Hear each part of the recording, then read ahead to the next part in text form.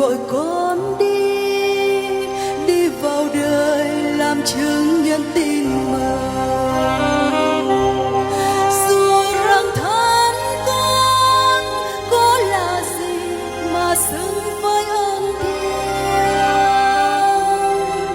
Ngài dạy con yêu đồng loại như yêu chính thân mình, mà lòng con nhỏ bé Chúa ơi. Ngài gọi con đi truyền rao chân lý đến chân trời bao la biển rộng, cho tin mừng âm vang cho lòng người thênh thang đón ân huệ Cha.